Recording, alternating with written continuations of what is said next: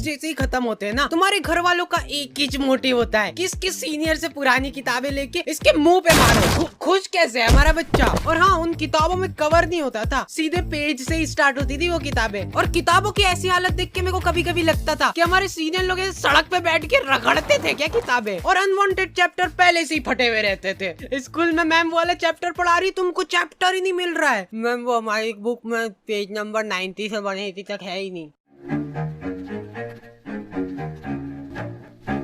Anyways, गर्मी की छुट्टियाँ। तो गर्मी की छुट्टियाँ पढ़ते से हम लोगों ने असेंबल करा हमारा ग्रुप, दाल बाटी युवा मंडल। हाँ, हमको भी हमारे ग्रुप का नाम शुरुआत में थोड़ा ऐसा अजीब लग रहा था, कुछ ऐसे किसी चीज की कमी लग रही थी, तो फिर हमने दाल बाटी प्लस रायता युवा मंडल रख दिया। और हाँ, मेरे को आज तक ये बात समझ नहीं आई कि ये स्कूल वाले अप्रैल में स्कूल लगा के क्या कर रहे हैं। टीचर लोग तुमको एक एक चैप्टर पढ़ा देंगे अप्रैल में, और फिर जब तुम भूले भटके 2 महीने की गर्मी की छुट्टियों के बाद स्कूल आओगे, बेटा अप्रैल में पूरा कोर्स निपटा दिया था अपन ने, आंखों में भटिंग भटिंग करके चैप्टर निपटाते, याद नहीं क्या तुमको?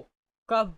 और ये जो गर्मी की छुट्टियों के मजे रहते हैं ना, ये सिर्फ शुरुआत के 5 दिन रहते हैं। उसके बाद तुमको सूझनी पड़ेगी कि करे तो करे क्या। मैं सो के थक जाता था, फिर सो के उठने के बाद मेरे को रेस्ट करना पड़ता था। तो इतनी आलस फैलाने के बाद हम लोगों को ख्याल आया दाल बाटी प्लस रायता युवा मंडल का। अब बात हमारी नहीं रही है, दाल बाटी प्लस रायता युवा मंडल मल्टीप्लाई बाय चूरमा भी कर दे क्या? तो हमारी कॉलोनी में एक बार एक कुत्ते का पिल्ला नाली में गिर गया था। क्या मालूम क्या रो रहा था उसके नाम को। जिन लोगों को नहीं पता है, हमारी कॉलोनी में बहुत ही दयालु लोग रहते थे। ऐसे पूरी कॉलोनी वाले इकट्ठे हो गए नाली के आसपास। वो कुत्ता चिल्लाया जा रहा है और ये लोग हिम्मत नहीं आना, हिम्मत नहीं आना, नहीं मर रहा होगा तो मर जाएगा वो कुत्ता ये सुन के। और कुछ बहुत ही ज्यादा मंद बुद्धि लोग, अरे ये बड़ा वाला बटापन ऐसे अंदर फेंकते नाली के अंदर, तो इससे से प्रेशर दबाव बनेगा और वो पिल्ला ऐसे उचक के बाहर आ जाएगा, है कि नहीं?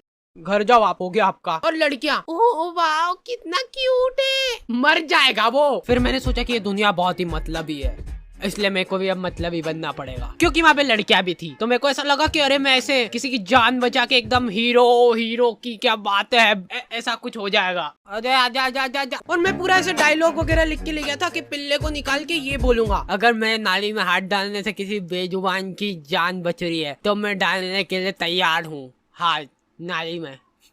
कोई सुन ही नहीं रहा है। ये डोकरा वो वीडियो रिकॉर्ड करके मेरे को व्हाट्सएप पे भेजा और लिखता है लमाओ हिंदी में।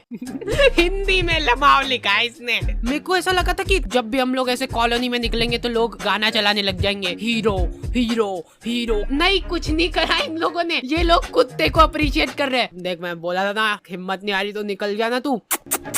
देखो यार, कॉलोनी वालों ने मेरे को शाबाशी वगैरह नहीं दी, वो सब ठीक है, लेकिन इनको क्या मालूम क्यों ऐसा लगने लग गया कि मेरे को नाली में हाथ डालने में मजा आते हैं। मेरे पास नाली साफ करने के लिए ऑफर आने लग गए, लेकिन मैंने सारे ऑफर्स को ठुकरा दिया। शाम को क्रिकेट खेलना चालू करा साइकिल का स्टंप लगा के, लेकिन हम लोग जैसे ही खेलना चालू करते थे ना, ये डोकरा 1 किलो तंबाकू की थैली लेके आता था और इसके घर का गेट खोल के वहीं पे सामने फंसर के बैठ जाता था। और इस डोकरे के आसपास भी बॉल चल जाती थी ना, तो ये हमारी बॉल लेके घर में भग जाता था। अब इस डोकरे के पास ऐसे बॉल तनाते हुए जा रही है और ये डोकरा आजा आया, गले मिलना है क्या तुमको बॉल से? ये क्या है, नहीं क्या पोज है? वो प्लास्टिक की बॉल ऐसे चट करके चीटी ना। हमको तो बहुत मजा आ गए थे, वर्थ इट था हमारा खेलना। अरे यार, इनकी तो सांस चल रही है, ये हमारे नहीं क्या? मारे जा रहे डोकरे। खैर अभी तक तो हो गया है मजाक मस्ती चुटकुले वगैरह, लेकिन तुम लोगों ने अभी तक मेरा इमोशनल साइड देखा नहीं है। रुमाल वगैरह रख लेना पास में सेबड़ा पोंछने के लिए। तो एक बार की बात है, एक छोटे से गांव में एक छोटा सा डोकरा रहता था, मतलब हाइट छोटी थी उसकी। उस डोकरे को चूसने का बहुत शौक था, आम चूसने का बहुत शौक था। वो बहुत ही गरीब था, उसके पास आम खरीदने तक के पैसे नहीं थे, इसलिए जो लोग आम खाते थे उनके पास जाके बैठ जाता था और उनको नजर लगाता था। आपको ही खाना आम? 2 मिनट चट निकल जैसे, आम चाहिए इनको। तो वो डोकरे को कभी आम तो नसीब नहीं हुआ, लेकिन वो डोकरा हमेशा आम की गुठलियां समेटा करता था। 1-2 बार तो फालतू में ही लोगों ने उसको कूट दिया, ऐसे ही मजा आते थे लोगों को। फिर धीरे धीरे टाइम गुजरता गया और अचानक एक दिन वो डोकरा मर गया।